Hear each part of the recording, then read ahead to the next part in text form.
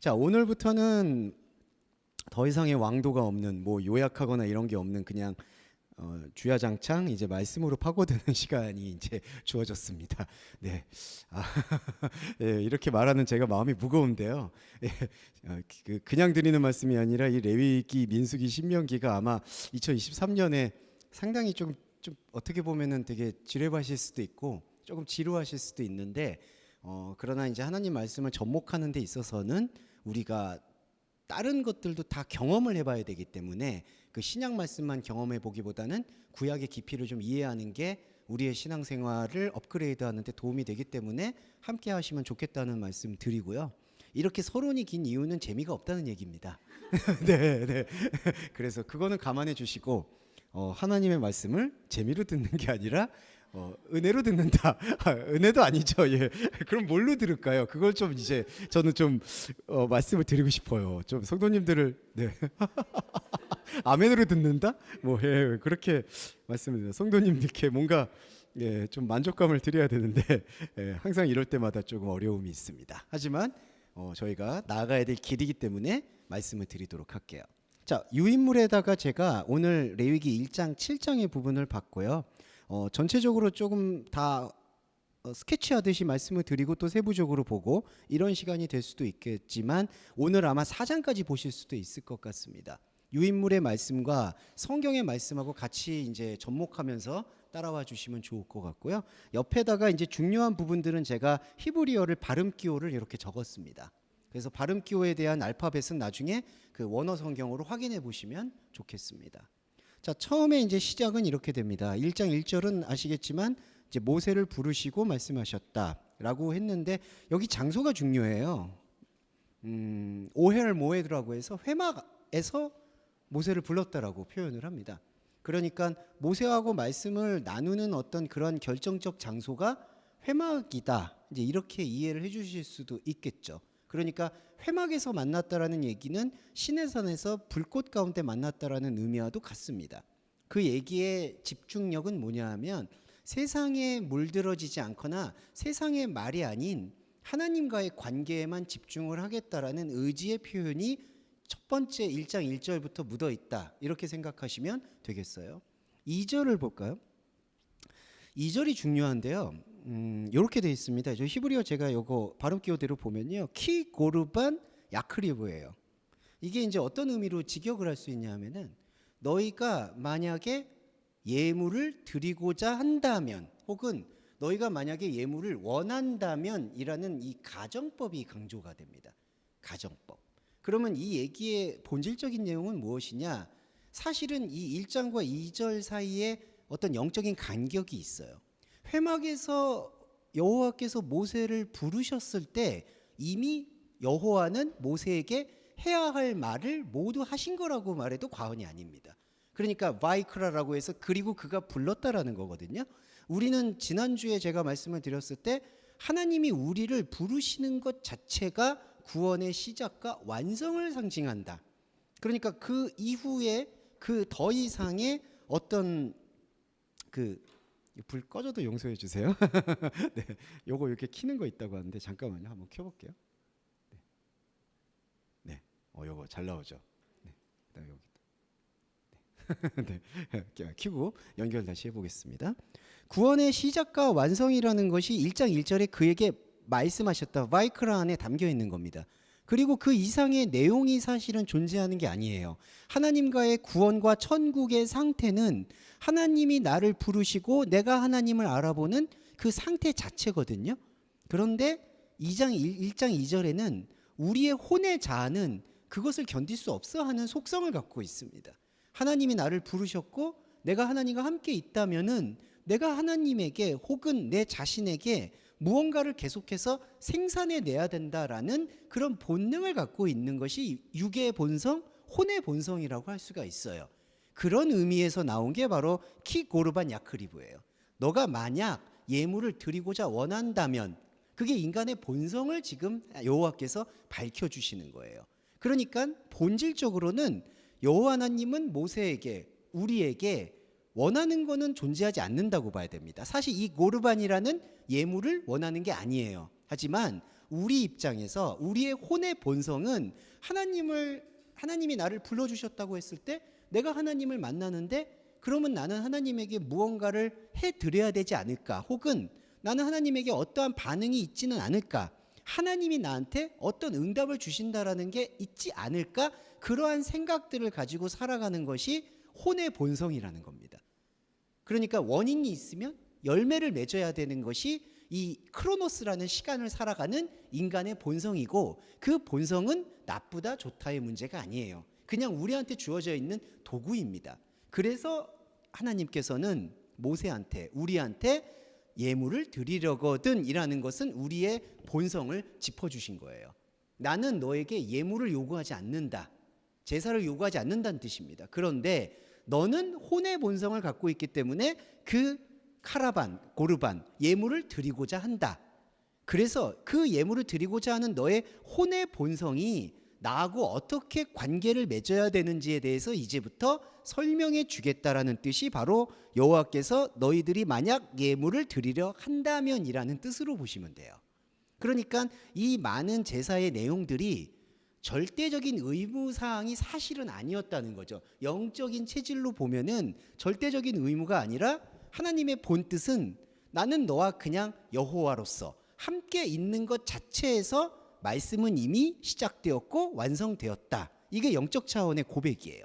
그런데 우리 인간의 시간을 살아가고 있는 인간의 본성은 그것만으로 만족을 할 수가 있는 존재가 선천적으로 아니기 때문에 선천적인 아닌 것을 이제 채우기 위해서 정말 예물을 드리기 원하는 너의 혼의 본성이 이제 앞으로 이런 제사와 이런 행위에 눈을 뜨고 발견하고 깨닫고 고백을 하면은 본질적으로 내가 원하는 뜻에 대해서 영적으로 완전히 습득할 수 있을 것이다 라는 뜻이 성립이 된다는 겁니다. 그래서 이 키 고르반 야크리브는 바로 원래는 너는 반드시 예물을 드려야 된다, 반드시 제사를 지내야 된다라는 그러한 의무사항이 아니라 나는 너에게 혼의 영의 본성은 이렇지만 혼의 본성이 이렇기 때문에 이 혼의 본성 안에서 영을 찾아가는 방법론에 대해서 이제부터 설명해 주겠다라는 뜻이 담겨 있는 거고요. 고르반이라는 뜻은 중립적이지만 은혜로운 단어이긴 합니다. 왜냐하면 이 고르반은 그 카라브에서 유래했는데 이제 히브리어는 연계와 유래가 중요해요. 그러니까 어떤 단어의 뿌리를 갖고 있냐, 뿌리어와 가지어라고도 얘기할 수가 있는데요. 이 고르반은 가지어고요, 뿌리어는 카라브입니다. 카라브는 뭐냐? 가까이 가다라는 뜻이에요. 그러니까 이 예물이라는 것의 원래의 본뜻은 인간이 혼의 본성을 비록 갖고 있지만 영의 체질에게 가까이 다가가고 싶어 하는 그 설명할 수 없는 본성을 갖고 있다라는 것을 카라브라는 단어에서 우리가 찾아볼 수가 있습니다. 하지만 설명할 수 없는 영적 본성이 말씀으로 설명이 안 될 때 나타나는 왜곡된 현상이 바로 잘못된 예물을 드리게 되는 거예요. 그래서 이게 상당히 간격이 커요. 우리가 종교에서 신앙으로 넘어가는 단계에서 가장 중요한 부분은 우리는 모두 인간적인 영적 내성을 갖고 있기 때문에 설명할 수 없는 하나님에게 가까이 다가가려는 본성이 있습니다. 그러니까 믿는 사람이든 믿지 않는 사람이든 종교가 있는 사람이든 없는 사람이든 모두 뭔가 신성한 것에, 무한한 것에 가까이 가고 싶어 하는 본성을 갖고 있어요. 그런데 그 본성이 그리스도의 말씀으로 충분히 흡수가 되지 않을 때 나타나는 현상이 내가 볼 때 보암직하고 내가 볼 때 유익해 보이고 남들이 볼 때 나를 좋게 볼 만한 예물로 나는 신에게 가까이 다가간다라고 합리화하는 것이 잘못된 예물인 거예요. 그러니까 본질의 예물은 사실은 여호와의 말씀을 깨닫고 그냥 같이 있는 게 이제 본질의 예물이죠. 하나님께 그러면 완전히 가까이 가는 것을 넘어서서 거의 하나가 될 수가 있으니까. 하지만 그 말씀에 눈을 뜨거나 깨달음이 없게 될 때에는 내가 보았고 학습받았고 환경에 노출된 것 중에서 가장 좋은 것으로 하나님을 섬긴다라는 착각을 하게 되는 겁니다. 그리고 비판을 하자면 교회는 그 착각을 부채질하는 기관이 될 수도 있는 거예요. 예수의 이름을 잘못 팔아서 당신은 예수의 이름을 지금 섬기고 있는 거다라는 잘못된 예물을 우리한테 강요할 수가 있는 거고, 실제로 저도 고백을 하자면 그 강요에 많이 노예가 되었었죠. 네, 이거는 우리가 중요하게 인식을 해야 된다라고 말씀을 드리고 싶고요. 1장 3절에 보시면은 너가 만약에 예물을 드리고 싶어 하면 그게 소의 번제일 경우에, 이 소라는 것은 사실 어떤 바카르라는 단어는 인간이 갖고 있는 종교성을 상징합니다. 바카르라는 게 여러분 바커스 신이라고 이제 로마 신화 같은 데도 많이 들어보셨을 텐데, 어떤 무한하고 미지의 것에 대한 동경이라는 그 상징적 의미가 함축되어 있습니다. 그래서 이제 소가 아주 오래된 종교라고 할 수 있죠. 힌두교 같은 경우에서는 신성시되는 이유가 이 마카르라는 것이 어떤 신성한 어떤 대상, 신성한 미지의 어떤 신비체, 이렇게 많이 알려져 있어요. 그래서 소의 번제를 처음 번제 때 끄집어내는 이유는 뭐냐 하면 바로 아까 카라브, 고르반, 예물을 드리고자 하는 우리의 본성이 그때 당시에도 요 소라는 어떤 미지의 신성시하는 것에 많이 끌려 있다라는 것을 폭로하는 거라고 보시면 돼요. 만일 너가 그 예물을 소로 드리고 싶다면 이 뜻으로 이해해 주셔야 됩니다. 자, 그게 바로 소인데 1장 3절에 보시면 흠없는 수컷이라고 이제 번역이 됐는데, 이걸 수컷이라고 번역하는 이유는 앞에 소가 나오기 때문에 아마 수컷으로 번역된 것 같아요. 하지만 직역을 해본 이 자카르라는 단어는 수컷일 수도 있지만 사람을 상징하는 남성이라는 뜻을 갖고 있습니다. 남성, 자카르. 그래서 이제 히브리어에서는 여러분 많이 나올 텐데 기억해 주시면 자칼, 네케바라는 단어가 자주 등장을 해요. 자카르는 남성적인 것, 네케바는 여성적인 것. 근데 이 자카르라는 남성적인 것의 뜻은 무엇을 상징하느냐 하면은 세워진 것, 완성된 것이란 뜻이 있어요. 그러니까 하나님이 볼 때 세워지고 완성되어 있다는 뜻이 있는데, 그러면 앞에 탐임이라는 단어가 흠이 없다라는 건 온전하다는 뜻입니다. 온전한 남자라는 거예요. 그러니까 너가 만약 예물을 소로 드리려고 한다면 흠이 없는 그러니까 곧 온전한 남자를 받으시도록 드려야 된다라고 우리한테 제시를 해주시는 겁니다. 자, 그런데 이제 중요한 게 우리가 여기서 이제 이 모세가 여호와에게 이 말을 들을 때 모세는 영적인 묵상을 시작했거든요. 우리도 똑같이 시작을 하게 될 때 이 묵상이 어떤 연결고리를 갖고 있느냐, 중요한 게 탐임은 온전하다는 뜻이에요. 흠이 없다는 뜻이에요. 그런데 그 흠이 없다는 것의 기원을 쫓아가 들어가 보면은 신앙 고백이 나오는 게 사람이 흠이 있다, 흠이 없다라고 나누는 것 안에 하나님이 말씀하시는 탐임, 완전함이란 존재하지 않는다라는 깨달음을 얻게 됩니다. 그러니까 결론적으로 말씀드리면 이 탐임 자카르, 흠이 없는 남자라는 것은 우리의 혼적인 본성 안에서 발견될 수 없는 존재라는 것을 얘기하는 거예요. 그러니까 1장 3절부터 제사의 첫 시작인 번제에 대한 내용을 얘기하면서부터 하나님께서, 여호와께서는 모세인 우리에게 생각해 보라는 거예요. 그 흠이 없는 남자라는 게 과연 너의 안에 있을지 없는 거거든요. 그런데 이제 아론과 그의 자손들의 안타까운 혼의 본성은 사람이 생각할 때 가장 뭐 반점이 없다든지 잘 자랐다든지, 그리고 굽이 갈라진 것들에서 뭐 우리가 옛날 말로 버짐이라고 하죠. 그런 피부병이 없는 것을 흠이 없다라고 규정을 짓고 그거를 피를 뿌려서 바쳤다는 거죠.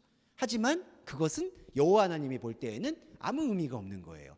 내가 언제 그거를 탐임, 온전하다라고 얘기했냐? 그거는 너가 생각하는 바벨탑의 욕망에서 볼 때 온전한 거 아니냐? 사람이 생각할 때 가장 순결해 보이고 순수해 보이는 걸 온전하다라고 착각을 한다는 거죠. 그래서 1장 3절에서 소는 드릴 이유가 사실은 없다는 거를 하나님께서는 말씀해 주고 싶어 하시는 거예요. 온전한 수컷이 어디 있어요? 사실은 존재하지 않는 거죠. 그러면은 하나님께서는 왜 이걸 제시했을까요? 대화를 하기 원하시는 거예요. 그러면 우리가 모세가 돼서 내면 여행을 떠난 건데, 하나님 나한테 흠이 없는 소를 드리라고 하셨는데 그 흠이 없다라는 기준이며 흠이 없다라는 온전함이 과연 가능한지 저는 찾을 수가 없는 것 같습니다. 그러면 하나님께서 말씀하시는 거죠. 너가 잘 보았다. 흠이 없는 번제라는 것은 사실 존재하지 않는다. 그러면 하나님 왜 존재하지 않는 것을 말씀하시는 겁니까? 그것은 너의 혼의 본성 때문이다. 그러면 왜 혼의 본성을 주셨습니까? 너는 그 유한함을 통해서 무한함을 깨우치기 위하는 로마서로 말하면 질그릇. 우리 안에 하나님의 다름과 하나됨을 깨우치기 위한 영적인 질그릇인 것이다 라는 것으로 우리한테 종합적으로 말씀이 들어올 수가 있는 거죠.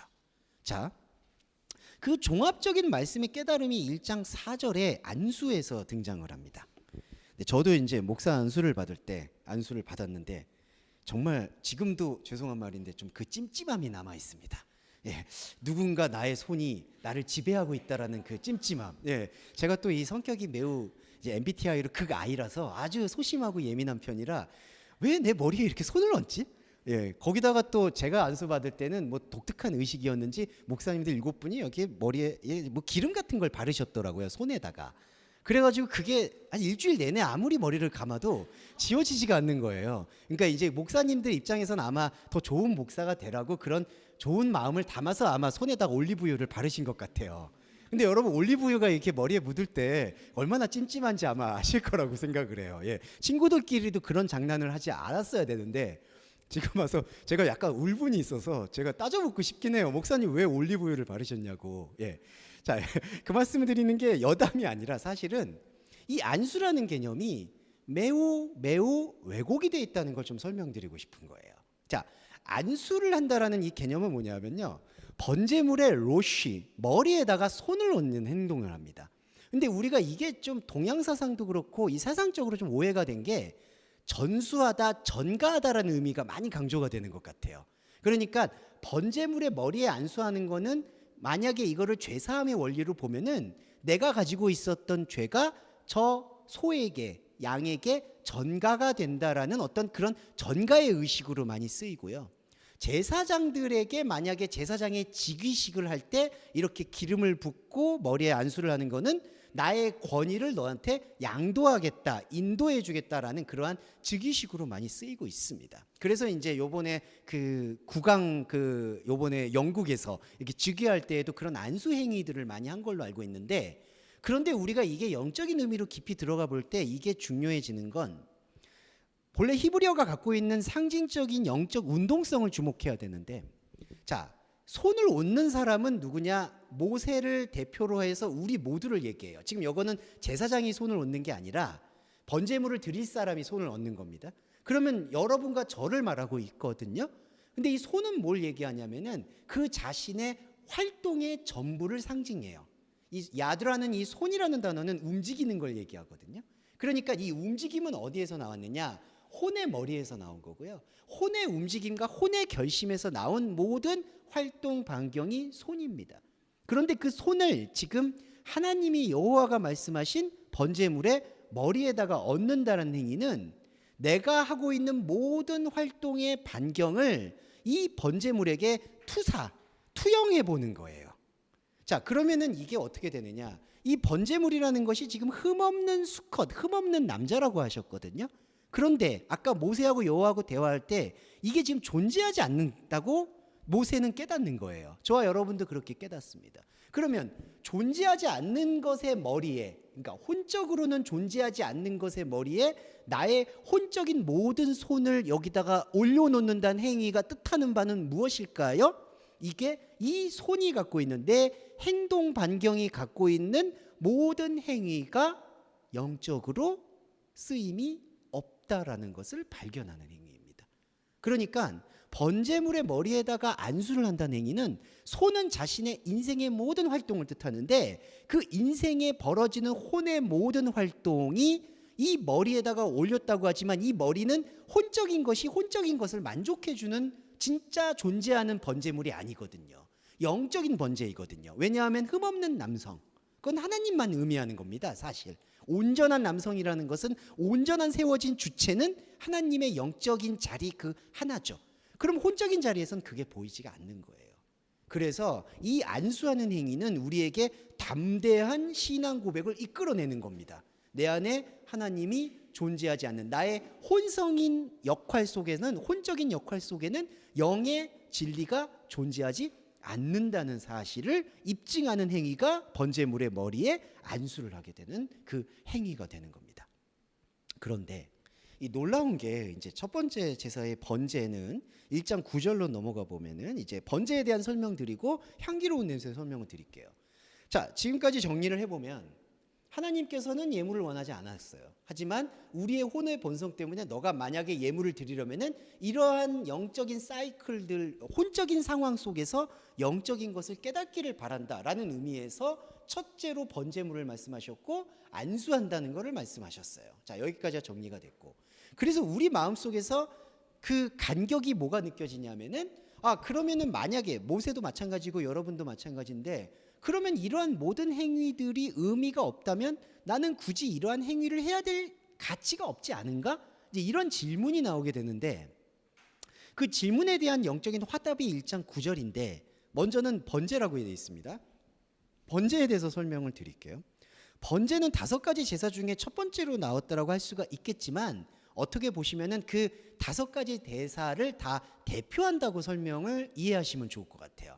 이 번제라는 히브리어 올라는 상승한다는 뜻입니다. 그래서 올라간다는 뜻이에요. 그런데 이 올라간다는 뜻은 2가지 의미가 내포되어 있는데, 바벨탑의 욕망처럼 우리의 의지와 우리의 생각으로 신적인 세계로 도달하려는 욕망이 있고, 두 번째로는 휴거처럼 하나님의 영이 내 안에 들어와서 나를 들어 올리시는 그 올라가 있어요. 그러니까 올라는 2가지 차원이에요. 그러니까 이거를 율법과 복음으로도 얘기 드릴 수가 있는데, 율법의 차원에서의 올라 번제는 내가 생각하는 최상품이나 최상의 순수한 행위를 통해서 신적인 것에 도달하려는 욕망을 말하는 것이고, 그게 아닌 진정한 본질적인 말씀의 올라 번제는 내 안에 하나님의 영적인 자리가 나도 모르는 사이에 스며들어서 하나님이 보실 때 나를 온전히 상승시키는 그 영적 휴거의 상태가 번제의 본질입니다. 그러면 모세한테 여호와가 말씀하셨던 올라 번제는 전자의 욕망의 번제가 아니라 어느 순간 돌이켜보니 여러분이 하나님이 되어 있는 거예요. 이게 요한복음에서 말하는 말씀을 받은 자들을 신들이라 하지 않았느냐. 그때 신이란 뜻이 하나님이란 뜻이거든요. 네오이. 그러니까 이 신성은 어떤 나의 욕망이 충족되는 신성이 아니라 나의 존재가 모든 것을 오픈하고 보니까 내 안에는 하나님 외에는 다른 것에 어떠한 의미도 찾을 수 없고 어떠한 기쁨도 느낄 수 없다. 그 반대는 하나님만이 나의 온전한 황홀경이 되어주신다라는 것을 확신하는 번제가 되는 겁니다. 그래서 이거를 사도 바울은 너희는 하나님께 거룩한 산 제사로 드려라 이런 표현을 하잖아요. 요것 좀 설명드릴게요.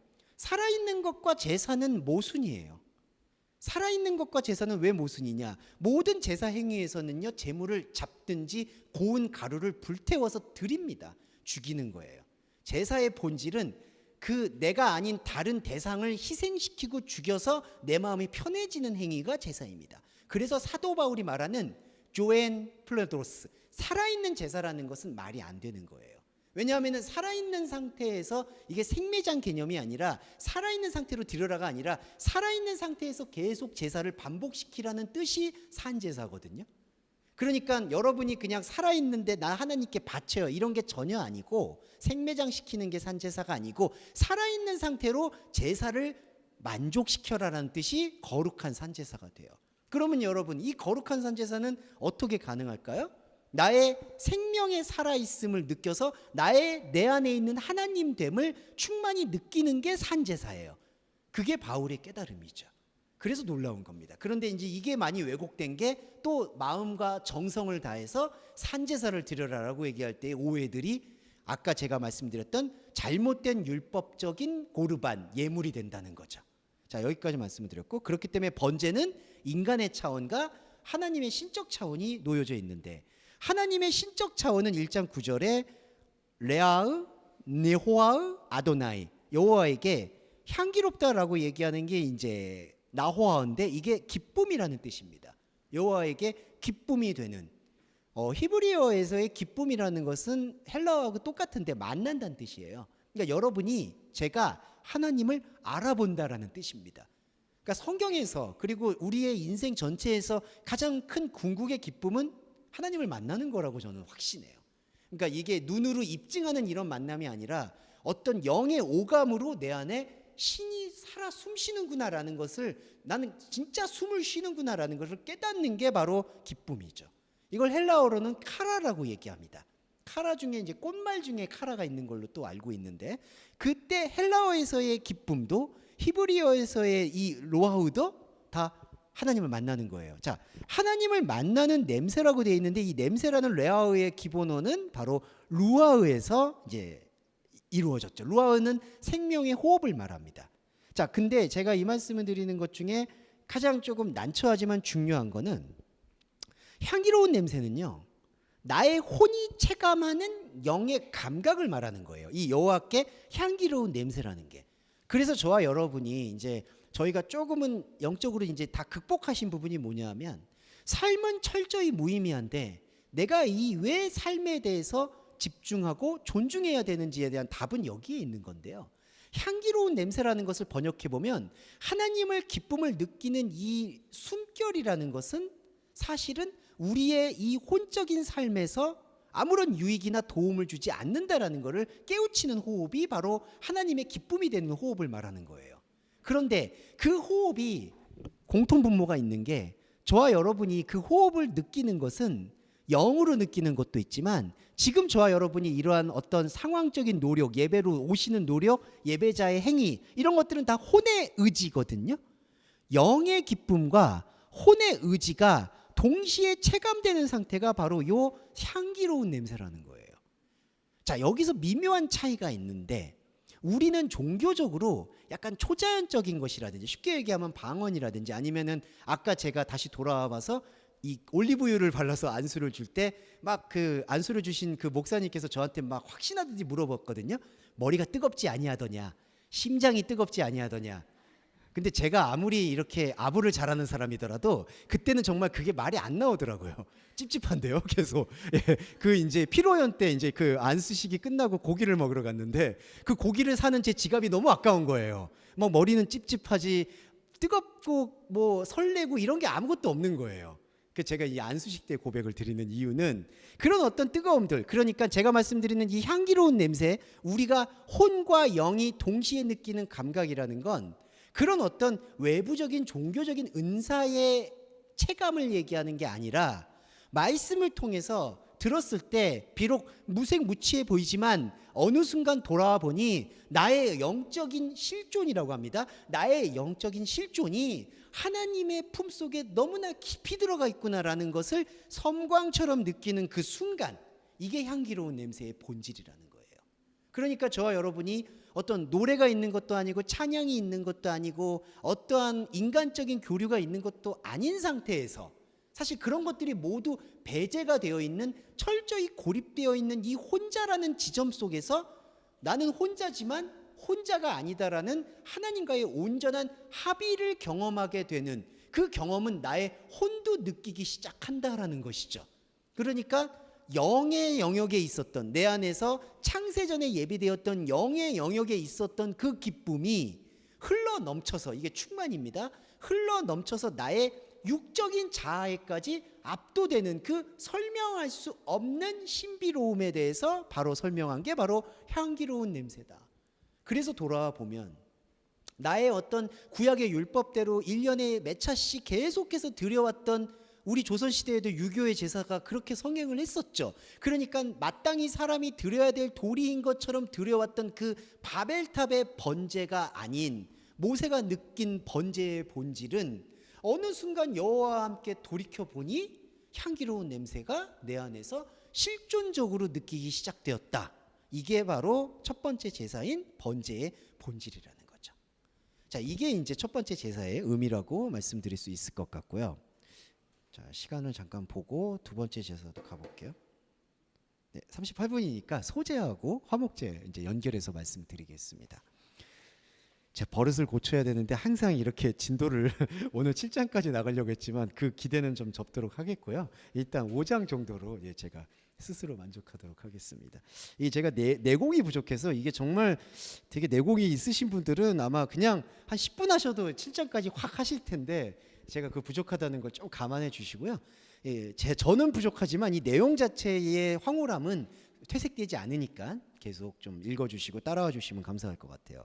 자, 2장 1절에는 이제 히브리어로 민하라고 합니다. 이게 소제, 민하. 소재라는 건데 이 고운 가루라는 단어에서 유래했어요. 소레트에서 유래했는데 소재의 예물이 소재의 예물이 이제 소레트 고운 가루란 뜻이고 요 소재라는 미나라는 뜻은 분배해 주다라는 뜻이 제일 강해요. 자, 2장 1절에 누구든지 소재의 예물을 드리려거든. 이것도 가정법입니다. 요거 유념해 주세요. 안 드려도 되는 건데 너의 혼의 본성 때문에 드린다면 이에요. 그리고 이 소재라는 민하라는 이 단어는 어떤 의미를 갖고 있느냐? 분배하다라는 뜻을 갖고 있어요. 그래서 5가지 제사 중에 화목제, 속죄제, 속건제, 번제를 제외하고 이 소제라는 것은 삶의 영역을 얘기합니다. 사실 우리가 먹고 사는 땅의 영역에 대한 어떤 움직임을 뜻하는 게 소제라고 보시면 돼요. 그래서 소제가 아닌 다른 제사에서는 피를 잡잖아요. 그러니까 어떤 제물의 피를 흘리죠. 그 제물의 피를 흘린다라는 것은 하나님과 나의 사이에 가로막혀 있는 장애물을 발견하는 영적인 퍼포먼스를 얘기하는 거고요. 이 소재는 뭐냐 하면 그런 영적인 퍼포먼스와 별도로 내가 살아가고 있는 이 혼의 삶이라고 할 수 있죠. 포시케 라이프, 그러니까 혼의 삶 속에서 나타날 수 있는 하나님의 흔적 찾기라고 생각하시면 될 것 같아요. 이거는 우리한테는 어떤 영역에 속하느냐? 사실은 기름 부음의 영역이고 배려의 기도의 영역이라고 보시면 될 것 같아요. 우리도 예배 끝날 때 배려의 기도를 한다는 게 뭐죠? 우리의 하나님을 알고자 하는 나의 영적인 자아의 충만함과는 별도로 나의 혼적인 여러 가지 관계와 일에 대해서 배려해 달라는 기도를 하죠. 소제도 마찬가지입니다.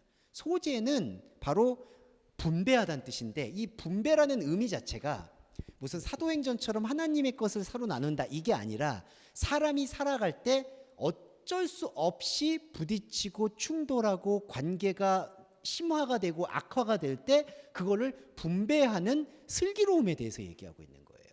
그래서 여러분 사실은 인생이라는 삶의 영역은 상당히 복잡할 수도 있어도 상당히 단순하게 압축할 수가 있는 게 다 분배의 삶이라고 보시면 돼요. 내가 더 갖고 덜 갖고 내가 이 직업을 영위하고 저 직업을 하고 그러니까 이렇게 분배하는 삶이라고 보시면 돼서 소제라는 것은 바로 분배하다. 인간의 혼의 삶을 얘기합니다.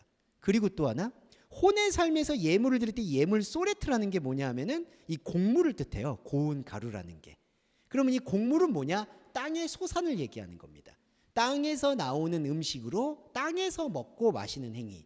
이거를 무의미하다라고 얘기할 수도 있겠지만은 그 무의미함은 영적인 영역으로 발견되는 것이고 혼적인 영역에서는 바로 인간이 삶을 살아가야 하는 도구들을 뜻한다는 거죠.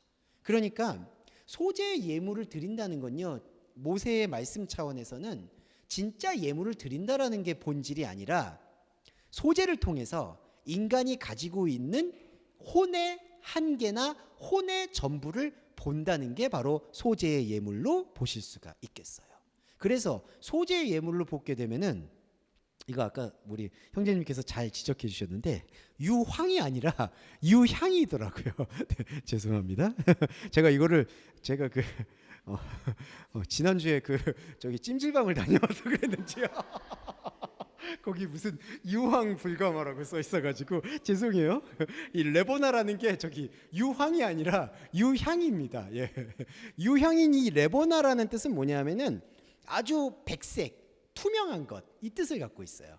그래서 이 기름을 붓고 유향을 놓는다라는 이 의미는 무엇을 상징하느냐? 자, 아까 소재는 우리의 혼의 모든 활동을 얘기하잖아요. 그런데 모세에게 하나님께서 집중하시고자 하는 것은 영적 원리거든요. 신약에서도 그랬고 영적 원리에서 이 레보나라는 게 투명하다, 밝다, 희다, 광채가 나다 이 뜻이거든요. 근데 이 뜻은 무엇과 연동이 되냐면은 바로 흠이 없다라는 의미, 완전한 투명함, 완전한 순결함과 연결이 됩니다. 그러니까 이 유향이라는 게 레보나라는 거는 순도가 높을수록 사실은 가격이 더 높은 편이고 더 귀한 걸로 취급을 받아요. 그러니까 여기 이 레보나라는 유황을 놓는다라는 얘기는 자칫 표면적으로만 듣게 되면은 어떤 소재의 예물인 그 가루를 아주 극상품으로 좋은 거를 내어놓는다라는 걸로 이해할 수 있겠지만 그게 아니고 사실은 이 예물을 내어놓는 행위가 하나님이 볼 때 하나님의 영적 관점에서 사실은 이거는 투명하다, 막힘이 없다. 그 뜻은 뭐냐면은 존재하지 않는다라는 것을 역설하는 게 유향을 놓는 행위라는 거죠. 그러니까 이게 모든 것들이 조금 저는 잘못됐다고 생각을 해요. 왜냐하면은 자꾸 이거를 뭐랄까 투명한 거를 되게 순결하고 깨끗하고 밝고, 지금 여기도 백색이지만 이 백색이 계속 유지돼야 되고 이런 의미로 자꾸 이해하게 되거든요. 그런데 소재라는 것 자체에 대한 깨달음을 준다라는 게 바로 여기에 있다는 거예요. 예, 이거는 투명하다는 것은 하나님과 나 사이에 막힌 것이 없다. 그러니까 나의 행실이나 이 제사의 행위가 순결하다는 게 아니라 하나님과 나 사이에는 꺼리낄 것이 없다라는 뜻과 동시에 나의 혼의 삶은 혼의 삶으로 돌아간다. 이 불교 용어가 아닙니다. 땅의 것은 땅으로 돌아간다라는 뜻이에요. 가이사의 것은 가이사의 것으로 돌아간다. 이게 바로 소재의 깨달음이고요. 이 소재의 깨달음을 반복하는 게 저 뒷장에 보시면 2장 11절에 모든 소재물에는 누룩을 넣지 말아라 라는 뜻이 있습니다. 네, 이 고운 가루 소레트에다가 누룩을 넣지 말아라. 이 누룩을 넣지 말라는 게 아까 투명한 것과 연장선상인데요. 누룩이라는 단어의 하메츠는 결국 이 뜻을 기원을, 이 누룩이라는 단어의 기원을 찾아보면 빼앗는다, 강탈하다는 뜻이 있어요. 하메츠, 그리고 여러분 이제 그 무장단체 중에 하마스라고 있어요. 그게 다 그 히브리 팔레스타인 언어에서 유래한 거예요. 하마스, 하메츠, 이 단어들이 뭘 뜻하느냐? 빼앗다, 강탈하다는 뜻이에요. 그러니까 이 누룩이라는 거는 발효를 일으키고 맛을 내고 자극을 낸다는 건데, 발효를 일으키고 맛을 내고 자극을 일으키는 것은 다 어떤 것이냐? 원래 우리한테 주어졌던 영적인 원리에 대한 관심으로 기우는 게 아니라 혼의 세계 속에서 내가 타인에게 무언가 더 극명하게 인정받는 행위로 나를 담금질하거나 책찍질하는 행위의 모든 것들을 뜻하는 겁니다. 그러니까 누룩은 발효인데 발효의 의미는 무엇이냐면은 내가 나의 노력으로 무언가를 빼앗는 행위가 되는 거예요. 누룩을 넣지 말라는 것은 바로 이 소재는 땅의 것은 땅으로 돌아갈 수밖에 없다라는 것을 고백하라는 행위가 바로 누룩을 넣지 말라는 행위가 됩니다. 그리고 이거를 안타깝게 생각하지 마셔야 되는 건, 누룩이라는 건요 우리의 혼의 도구라고 생각하시면 돼요. 이 빼앗기고 빼앗는다라는 것은 참으로 안타깝게도 우리가 살고 있을 때 정말 죄송하지만 우리끼리 안에서도 사실은 다 돌이켜보면 내가 빼앗으면, 내가 이만큼을 벌면 여러분들의 어느 것을 내가 가져올 수밖에 없는 구조가 이 생태계인 거예요. 그러니까 이 누룩은 혼의 삶에서는 없을 수가 없고요.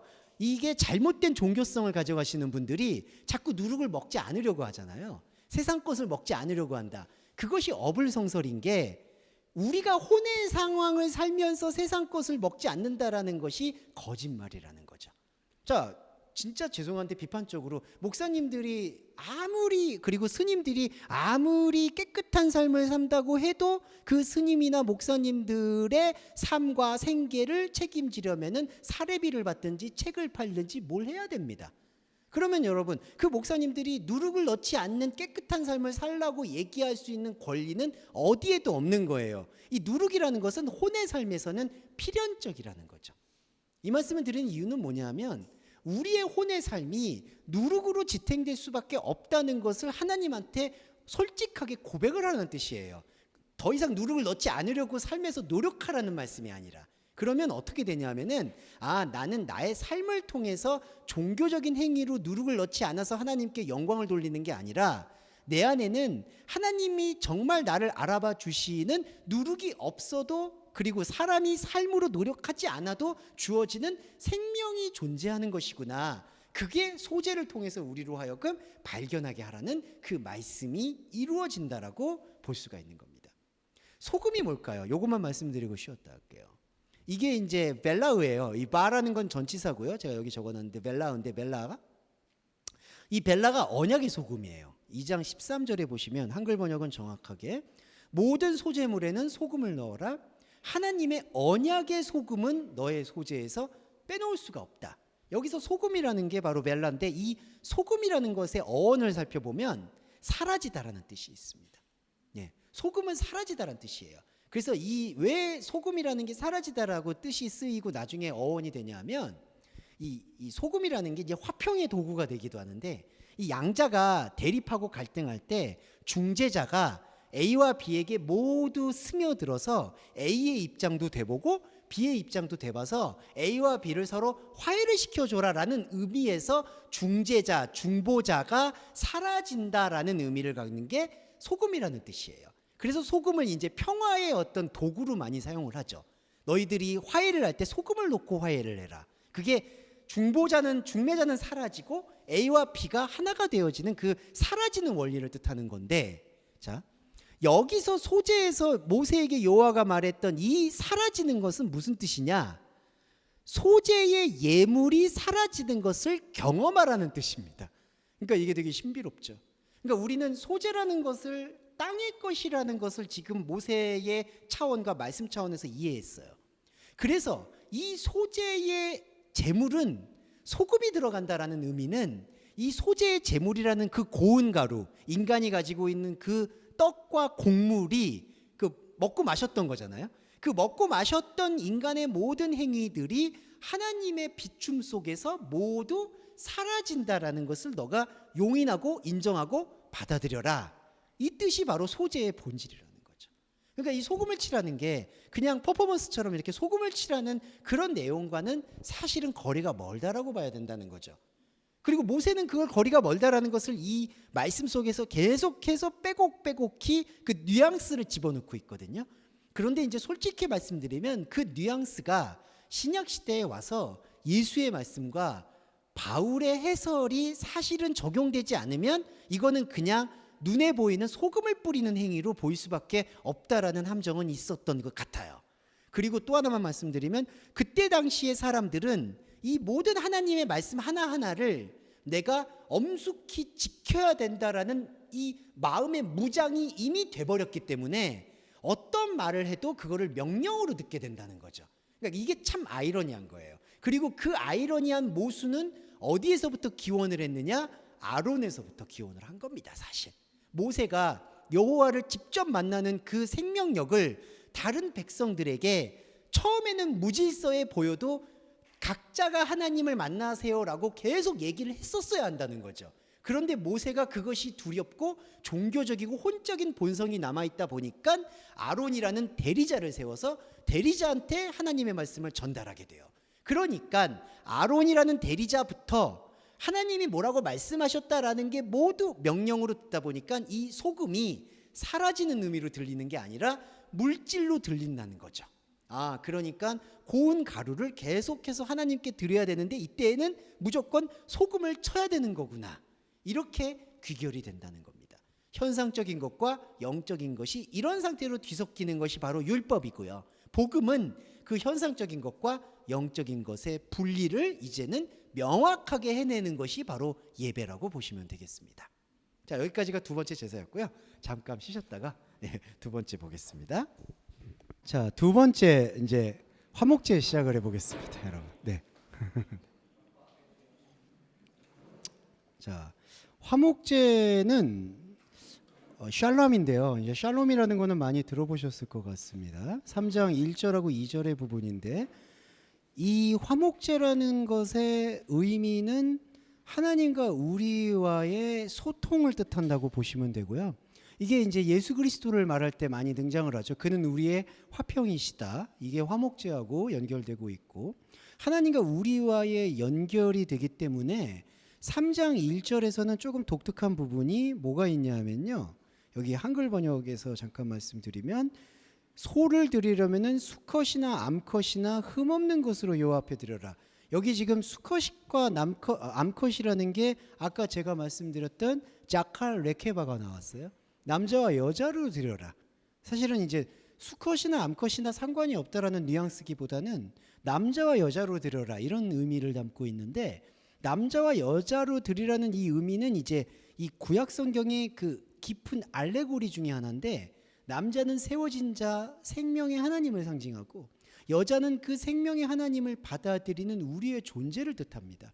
그게 바로 자칼 레케바가 우리 안에서 하나가 되어지는 과정이라고 보시면 좋을 것 같은데 그래서 여기 화목제의 제물이 남자와 여자가 같이 등장하는 이유는 이제 남성이신 그리스도의 하나님과 그 그리스도의 하나님을 받아들이는 우리와의 온전한 소통을 뜻하고 있는 게 바로 화목제의 제물에 대한 비전을 제시하고 있어요. 자, 그게 첫 번째고요. 그런데 이제 머리에 안수하고 회막문에서 희생하는 것, 아까 안수하는 거는 다시 한번 말씀을 이제 아까 드렸었죠. 그 안수한다는 거는 나의 혼적인 행위가 영적인 차원에 대해서 고백하는 거. 그러니까 이 손은 혼적인 행위인데 이 머리는 영적인 것이거든요. 이 로시는. 그러니까 혼적인 나의 모든 인생을 영적인 것에 올려놨을 때 영적인 것이 혼적인 것에 영향을 받는 게 아니라 다 밑빠진 독에 물을 붓는 것처럼 흘러내린다는 거죠. 그리고 영적인 정미함이라고 하죠. 이 영적인 정교함만 남는다. 이거를 깨우치는 게 바로 안수행위의 본질이 됩니다. 자, 그런데 보시면 3장 7절로 넘어가 보면 꼭 이게 등장을 해요. 먼저는 바카르, 소를 드리려거든, 이게 나오고 그 다음에 3장 7절에 쾌쉐브, 어린 양이라는 게 등장을 합니다. 네. 자, 어린 양이라는 게 참 두 가지 의미의 아이러니가 있어요. 두 가지 의미가 뭐냐면 이 쾌쉐브라는 단어는 그냥 일반 성인 양은 히브리어로 촌이라는 단어로 쓰이고요. 히브리어 촌 양이라는 뜻은 이동하다, 무질서하다라는 뜻이 있는데 이 어린 양이라는 쾌쉐브는 복종하다, 복종시키다, 굴복하다, 굴복시키다, 이런 뜻이 강해요. 그러니까 어린 양이라는 거는 부정적인 의미로 쓰이면은 내가 가장 쉽게 나를 복종시키거나 세뇌시킬 수 있는 것을 어린 양이라고 뜻하고 있는데, 또 반대로 복종되다, 굴복되다라는 의미에 깊이 들어가 볼 때에는 어떤 의미를 담냐면은 어떤 것에 내가 복종되고 굴종이 돼도 거기에 속하지 않는 상태라는 의미를 또 하나는 내포하고 있습니다.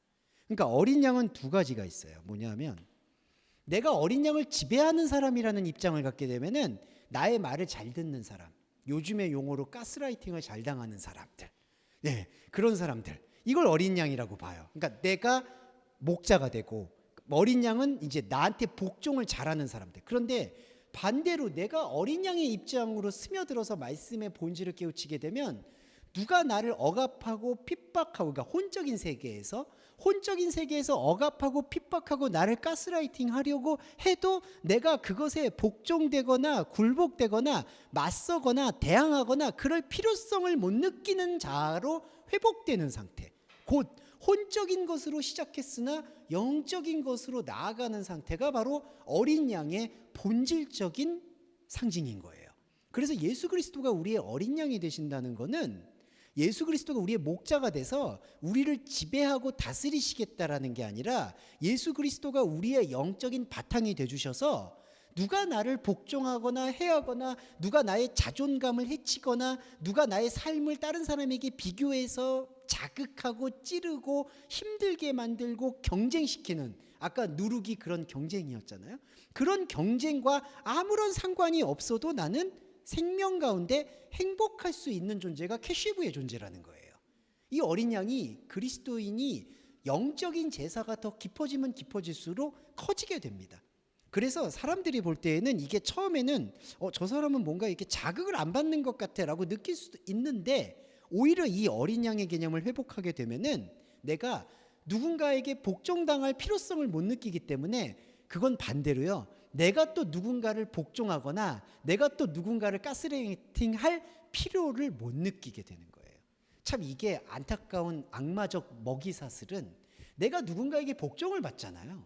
그러면은 또 나는 나보다 더 약한 사람 혹은 나의 도움을 필요로 하는 사람을 묶으려고 합니다. 그리고 종교에서의 안타까움은 참 선함과 악함이 공존하는 게 이 종교성인데요. 내가 누군가를 돌봐주려고 하는 마음은 긍휼의 마음이에요. 정말 선의라고 할 수 있죠. 내가 누군가에게 선을 베풀고 싶다. 하지만 그게 잘못 왜곡이 되게 되면은 내가 타인을 도와준다라는 미명하에 타인을 나의 지배 아래 두려고 하는 경향이 있다는 것이죠. 이게 가장 강하게 안타깝게도 교회입니다. 교회는 예수 그리스도를 우리의 목자로 삼고 우리를 모두 어린 양으로 삼아서 그분의 가르침을 따라가야 된다라는 것으로 강요를 하게 돼요. 근데 이게 강요가 되게 되면은 이게 우리 안에서 어린 양이 자연스럽게 말씀으로 풀어 헤쳐지는 게 아니라 내가 복종이 되든지 내가 누군가를 복종하도록 만들든지, 그러니까 수동적인 존재가 되든지 능동적인 존재가 되든지, 그런데 수동이 되었든 능동이 되었든 그 교회는 하나님과 상관이 없는 교회가 돼요. 그래서 이 어린 양은 정말 여호와께서 말씀하시고 싶어 하는 가장 본질적인 거라는 게, 우리가 이 문장을 읽어보면, 저도 이제 좀 과문하지만 부족하지만 작가라서 글을 읽어보면은 이 작가가 어디에 가장 포인트를 두고 있는 게 어렴풋이는 보여요. 지금 여기서는 이게 포인트입니다. 그러니까 3장 1절에서 만약 소로 드리거든 얘기할 때에는 가정법을 붙여서 좀 소를 안 드렸으면 좋겠다라는 뉘앙스를 깔고요. 예, 아까 바카르, 왜냐하면 바카르는 종교성이거든요. 근데 이 3장 7절에서의 가정법은 같은 가정법인데 그 의도와 텐션이 달라요. 너가 예물을 어린 양이라면, 그래서 이 캐시에브를 상당히 강조하는 것을 우리가 볼 수가 있어요. 그러면 우리는 여기서 포착해야 되는 게, 하나님께서 말씀하시고자 하는 재물의 본질이 여기 어린 양에 있구나, 캐시에브에 있는 거구나라는 것을 회복할 수가 있는 거죠. 자, 그리고 이 예물을 드리게 될 때, 우리 안에서의 영적인 생명의 눈뜸은 10절하고 15절에서 요게 이게 콩팥 떼어내는 건데, 콩팥을 결국에는 10절하고 15절의 내용의 본질은 그 히브리어 킬야라고 해서 콩팥을 떼어내는 게 본질입니다. 근데 이 콩팥이라는 단어는 사실은 이 히브리어의 직역으로 보기가 조금은 애매해요. 이 단어가, 이 히브리어 킬야라는 거는 콩팥, 신장으로 쓰일 때도 있고, 또 다른 어문에서는 폐, 간 이런 걸로도 또 다르게 쓰입니다. 그러니까 그 의료학이 발달하기 이전의 언어들은 이게 신장이냐 뭐 간이냐 폐냐 이거를 명확하게 구분을 잘 못해요. 그런데 제가 말씀드리고자 하는 요지는, 이게 콩팥이라는 뜻이 강조된 게 아니라 내적인 원리의 뜻이 강조가 됩니다. 이 콩팥이라는 신체 장기를 언급한 이 단어는 마음의 지도를 뜻해요. 그러니까 내 마음의 어떤 우리 요즘 말로 뭐 이제 영혼의 지도 이런 말 많이 하잖아요. 네, 이게 마음의 어떤 지도를 얘기해요. 근데 이거를 떼어내라고 얘기하시는 거예요. 그러니까 신체 기관을 강조한 게 아니라 영적이고 내적인 의미를 강조하는 거예요. 어린 양이 정말 이렇게 조그만데 뭐 콩팥이 있겠냐마는 그 콩팥의 기름까지 다 떼어내라고 하는 것은, 우리는 어린 양에 대해서 아까 두 가지가 있었잖아요. 무조건 복종되려고 하는 본능, 아니면 내가 누군가를 복종하려는 마음, 그게 어린 양의 부정적인 혼적인 어린 양이거든요. 근데 제가 아까 말씀드렸을 때 영적인 어린 양은 뭐죠? 하나님의 온전한 생명으로만 그냥 충만하게 되는 어린 양이에요. 콩팥을 떼어내라는 것은 바로 그 혼적인 어린 양의 내 관성과 내 길들여져 있는 것, 내 세뇌되어 있는 것을 떼어내라는 뜻이에요. 뭐가 세뇌가 되어 있을까? 우리 종교인들 안에는 바로 복종하고 복종받으려는 욕망이 있습니다. 참 안타깝게도 전도를 하려는 열심도 잘못하면 내 안에서 자발적이고 자생적인 말씀의 소금이 드러나서 하나님을 느끼고 나누고 형제와 기회가 되면 교회로 같이 오고, 이런 것은 진짜 캐시에브, 어린 양을 회복한 자의 행동이 되겠죠. 하지만 그게 아니라 내가 저 99마리 양을 인도해야 돼, 나는 저 한 마리 양을 인도해야 돼, 나는 99마리 구원받은 양이야, 이런 생각을 갖게 되고 그런 걸로 어떤 전도의 의지를 불태우게 되면은 이 콩팥은 절대로 떼어낼 수가 없게 되는 거죠. 자기 마음의 한켠, 이거를 그렇게 교회에서는 자주 자기의라고 얘기를 하는데, 오늘은 비판을 좀 많이 하게 돼서 죄송한데, 레위기를 얘기하다 보면 이 비판적 지점이 안 생길 수가 없어요. 자기의가 오히려 더 높아요. 보면 무조건 하나님에게 복종해라, 하나님이 언제 복종하라고 말씀하시는 적이 사실은 없거든요. 예, 그런 것들을 우리가 세세하게 봐야 돼요. 근데 그게 아니라 하나님에게 복종하듯이 목사에게 복종을 한다든지, 아니면 순장님에게 복종한다든지, 네, 아니면은 꼭 복종이 되어져야 된다든지, 순종을 해라든지, 이런 카테고리에서 어린 양을 찾으면 안 된다. 그게 바로 콩팥을 떼어내는 행위가 되겠습니다. 자, 그리고 시간이 조금은 시간 많이 지났네요. 근데 이게 조금 찜찜한데, 죄송합니다. 4장과 이 5장까지가 얘기인데, 그럼 이거는 오늘 간단히 말씀드리고 다음 주에 죄송합니다. 이렇게 세 가지만 하면 끝날 줄 몰랐는데, 네, 제가 역시 내공이 부족해서 죄송하고요. 네, 또 말씀드릴게요. 자, 4장과 5장에서 나오는 거는 자, 속죄제와 속건제인데 요거는 핵심에 대해서만 말씀드리고 다음 주에 다시 좀 세밀하게 살펴드릴게요. 자, 속죄제가 먼저 등장하는데 하타트라는 거는 이거를 강조해요. 4장에서 기름 부음을 받은 제사장이 범죄를 한다면 이렇게 됩니다. 자, 제사장을 이제 끄집어내요. 자, 제사장은 지난주에 말씀드렸듯이 우리 안에 하나님 없음을 고백하는 고백자라고 보시면 돼요. 그래서 우림과 둠밈이 우상숭배를 뜻하거든요. 우림과 둠밈을 두르는 거는 내 안에 하나님이 없습니다라는 것을 고백하는 고백자입니다.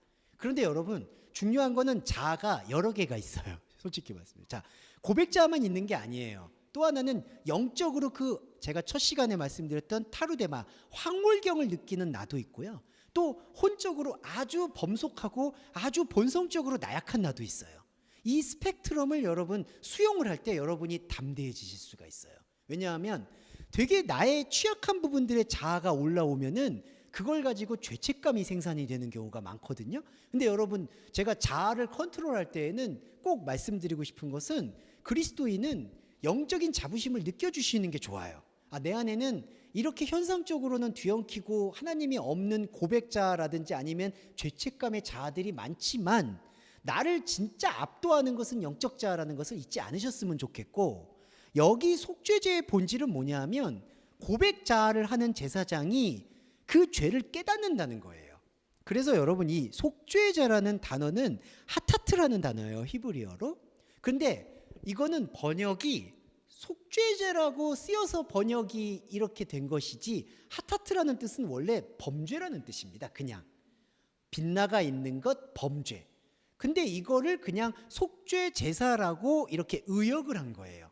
직역을 하면은 그냥 범죄의 제물이 돼야 됩니다. 범죄, 죄를 지었다. 근데 여기서 말하는 제사장이 죄를 지었다는 것은 어떤 죄를 얘기하느냐? 바로 죄를 깨달은 죄를 얘기하는 거예요. 아, 내가 나의 의지로 이거를 진짜 형식적으로 해보려고 했더니 아, 이거는 진짜 영적인 것이지 혼적인 것이 아니었구나라는 것을 발견하고 고백하게 되는 죄라는 거죠.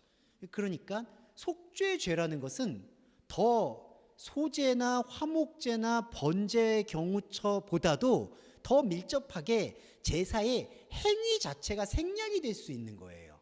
무슨 뜻이냐? 하타트라는 거는 그냥 하나님과 멀어져 있다라는 단어의 뜻이 그렇거든요. 그러니까 그 하나님과 멀어져 있다, 하나님과 내가 다르다라는 것만 이해하는 게 속죄제의 제사의 알파에서 오메가인 거예요. 이게 본질입니다. 그래서 죄. 그리고 또 하나 속건제라는 거는 뭐가 있냐면요. 속건제라는 그 부분이 여기 5장 15절에 등장을 하는데 여호와의 거룩한 것에 관한 범죄입니다. 근데 이거는 뭐냐? 다른 차원에 대해서 내가 접근하고자 하는 마음을 뜻하는 게 바로 아슈아마라고 번역된 속건제예요. 자, 속죄제하고 속건제를 어떤 학자분들은 거의 비슷하고 동등하게 보긴 하는데 약간 미세한 차이가 있습니다. 뭐가 있냐면은 자, 첫 번째로 속죄제는 고백자예요. 내가 하나님과 다르다라는 것을 느끼는 고백을 하는 그 행위 자체가 속죄의 제사예요, 여러분. 그런데 속건제는 뭐냐면 아슈아무는 자, 이게 약간 복잡한데 하나님의 거룩한 것에 대해서 나의 혼과 하나님과 다르다는 것에 대해서 나의 혼은 느끼고 있는데 나의 혼이 하나님의 영을 담아낼 수 없는 그 상태에서 나타나는 그 괴리감, 네, 그 진통, 그걸 이제 신약 성경에서는 영적인 전쟁이라고 얘기하거든요. 그 진통에 대해서 고백하고 토로하고 반응을 하는 모든 과정을 아슈아모 속건제라고 표현을 하는 거예요. 그러니까 속죄제는 어떤 나의 일회적인 어떤 선포와 발견이라고 본다면 속건제는 나는 이렇게 하나님의 없음과 동시에 하나님의 황홀한 걸 느끼고 있는데 내 안에 있는 다른 자아들, 아까 제가 말씀드렸던 그 수많은 자아들은 하나님의 말씀에 대해서 관심도 없고 나아가려고 하지도 않는, 그러니까 내 안에 있는 속사람을 하나님을 향해서 계속 나아가고 싶어 하는데 내 밖에 있는 겉사람들은 그것에 대해서 전혀 필연성을 못 느끼고, 그리고 안타깝지만 내 다른 자아들은 또 다른 사람들과 또 관계를 맺으면서 형성이 되거든요. 그러니까 여러분, 이게 참 이거는 격언이 중요한 것 같긴 해요. 누구를 만나고 누구를 대화를 하면서 어떤 환경에 물들어가는 것에 대해서 우리가 조금은 컨트롤할 필요는 있습니다. 그러니까 너무 질이 안 좋은 사람을 계속 만나는 게 뭐 복음의 힘으로 그 사람을 변화시켜야지 하는 것은 조금 거리를 둘 필요가 있다. 나를 지키면서 하는 것. 그거 왜 그러냐면은 다른 자들이 하나님의 이 말씀의 정미한 것에 대해서 필요성도 못 느끼고, 그리고 거기에 대해서 오히려 반대하기도 하고, 너 지금 이럴 때가 아니다라고 막 좀 어줍잖은 훈계질을 하기도 하고, 이제 그런 것들이 가득 차 있는 거예요. 속건제의 과정은 그런 다른 나들과 하나님을 만나서 형언할 수 없는 기쁨을 나는 그 사이, 그 간격, 그런 것들을 메워나가는 총체적인 과정을 아시아모, 속건제라고 표현을 하는 겁니다. 네. 그래서 신약의 원리에서 이거를 바울이 로마서에서 내 안에는 하나님을 즐거워하는 내가 존재하는데 내 밖에는 또 다른 것으로, 죄의 법으로 나를 끌어내리는 것을 내가 본다.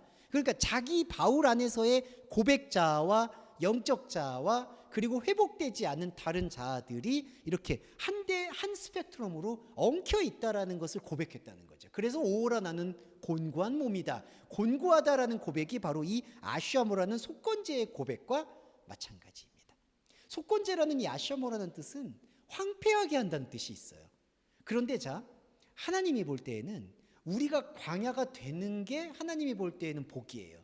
그런데 우리의 혼적인 본성은 내가 지금까지 일궈놓은 나의 터전이 이렇게 황폐하고 이렇게 한순간에 허무하게 하는 거에 대해서 못 견디고 인정을 못하는 내가 존재하는 것이죠.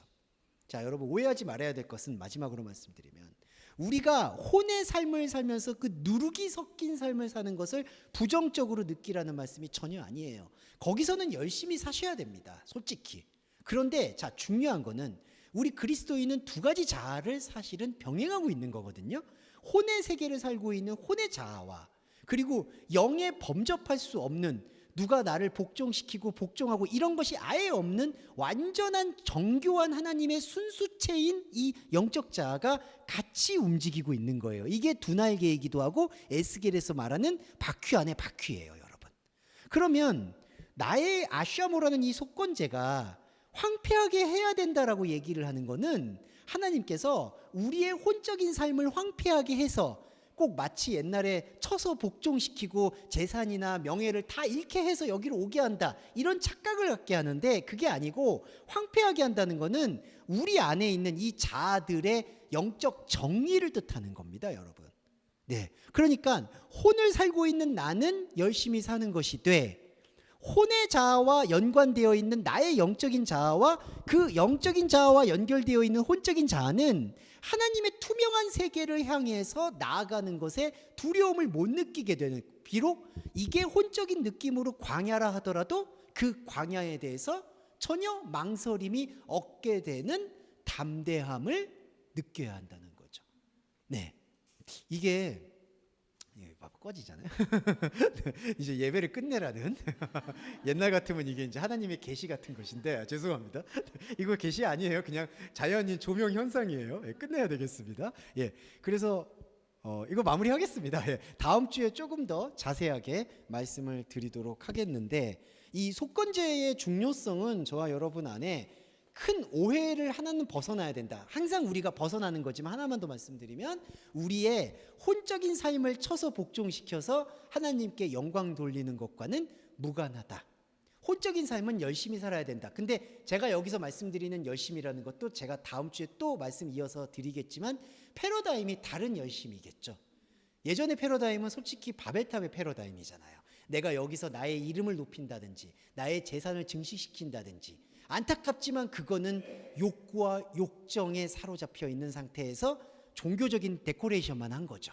근데 그런 것들을 다 지워내고 난 다음에 나한테 주어져 있는 삶을 바라볼 때의 열심은 어쩔 수 없이 필연적으로 그냥, 죄송한데, 일반적인 삶을 살고 있는 사람들과는 달라질 수밖에는 없어요. 하지만 이 달라질 수밖에 없는 것이 또 악용이 되어서 나는 그리스도인이기 때문에 혼적이고 세속적인 삶에 대해서는 무관심하고 저거는 다 필요 없다라는 식으로 얘기하게 되는 것은 가장 안 좋은 방향으로 나아가게 된다는 걸 꼭 우리가 말씀을 장착하게 되면서 명심해 주셨으면 좋겠습니다. 네. 자, 그 부분으로 마무리를 지으면서 배려의 기도와 주기도만 함께 하겠습니다. 사랑의 주님, 레위기를 말씀을 풀고 나니 조금은 하나님께 야속한 마음이 있습니다. 그냥 바로 뭔가 정확한 걸 얘기하시면 될 것 같은데 이렇게 돌려서 얘기하시니 더욱이 히브리어가 또 까다롭고 어려우니 하나님이 조금 야속합니다. 그리고 우리 동서말씀계 교우 여러분들도 그런 야속함을 많이 느낄 거라고 저는 생각합니다. 하지만 주님, 당신의 뜻을 고백합니다. 우리 사람의 말에 갖고 있는 욕망의 껍데기를 벗겨내고 당신의 온전하고 정미한 그 뜻을 드러내시고자 하는 당신의 사랑을 이 성경 말씀 곳곳에 세세하고 자세하고 때로는 복잡할 정도로 정교하게 풀어 넣어 주셨음을 고백함에 감사의 기도를 드리게 됩니다. 자비로우신 하나님, 하지만 우리가 이러한 힘들고 어려운 여정을 떠나려면은 우리의 혼적인 상태가 잠잠해야 된다고 확신합니다. 경제적인 어려움 때문에 어려움을 겪는다면 우리의 삶은, 우리의 혼은 연약한지라 말씀이 들어올 길이 없습니다. 담대하게 구하옵기는 우리 동서말씀교회 교회 여러분들이 경제적인 압박에서 최소화될 수 있도록 그 마음이나 아니면 환경과 여건을 잠잠케 해주시기를 소원하고, 또한 건강이 어려울 경우, 정말 건강이 어렵고 건강이 힘들면 모든 것이 백해무익이듯 하나님의 말씀을 찾기가 어렵습니다. 우리의 혼적인 연약함을 아시는 주님, 만약에 건강에 어려움이 있다면 좋은 방법으로 최선의 의료의 혜택을 받을 수 있도록 혹은 좋은 방향들로 치유해 주시기를 소원합니다. 마지막으로 주님, 관계에 있어서 어려우면 삶의 모든 게 흔들립니다. 사람과의 관계가 가장 어렵습니다. 그 어려운 것들을 피할 수는 없겠지만 하나님, 우리의 삶에, 동서말씀 교우들의 삶의 관계에 도움이 되고 더 희망을 주고 긍정적인 말들과 생각들이 가득할 수 있도록 배려해 주시기를 소원합니다. 그러함으로써 우리의 마음과 생각들이 온전히 하나님의 영적인 투명함에 더 도달하고 더 깊어지고 더 황홀해질 수 있도록 배려해 주시기를 간절히 소원하며 우리 주 예수 그리스도의 이름으로 기도드립니다. 아멘. 주기도문 함께 하겠습니다. 하늘에 계신 우리의 아버지여, 이름이 거룩히 여김을 받으시오며 나라에 임하옵시며 뜻이 하늘에서 이룬 것 같이 땅에서도 이루어지이다. 오늘날 우리에게 일용할 양식을 주옵시고 우리가 우리에게 죄 지은 자를 사하여 준 것 같이 우리의 죄를 사하여 주옵시고 우리를 시험에 들게 하지 마옵시며 다만 악에서 구하옵소서. 대개 나라와 권세와 영광이 아버지께 영원히 있사옵나이다. 아멘.